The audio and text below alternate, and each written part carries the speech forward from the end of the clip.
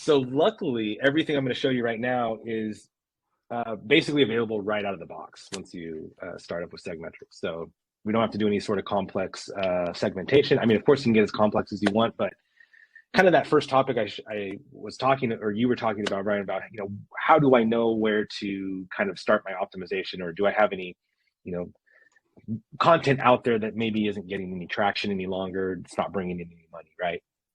So first thing, you're going to make sure you get your SegMetrics pixel deployed to those pages. Luckily with WordPress, we have a handy plugin that you literally, it's one and done.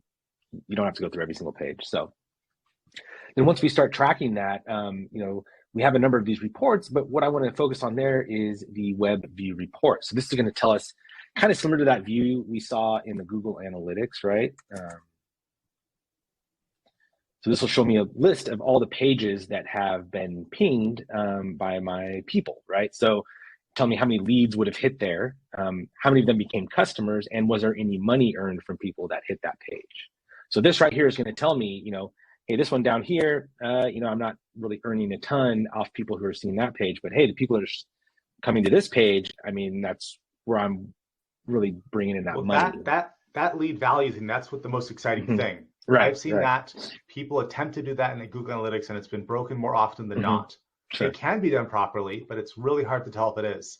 And that is sexy because you can run ad money based on that. Exactly. And we're attaching that back to the real people. Keep that in mind, right? So because we're hooked up to your active campaign, your Keep, your drip account or whatever, right? Then we can see that full record of like, hey, did they hit here's that blog post. Let's call it a blog post, right? They opted in. A couple days later, they even hit an ad. They have these tags applied to themselves or applied to their profile in Active Campaign or wherever that might be.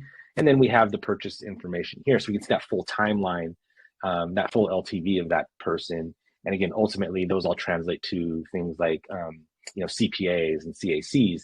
But what we can also see is that advertising dollar as well. So people who hit a certain page, maybe, so I could say of all the people that hit an ad and also hit, I'm going to get a little more in the weeds here, but I won't get too far in the weeds.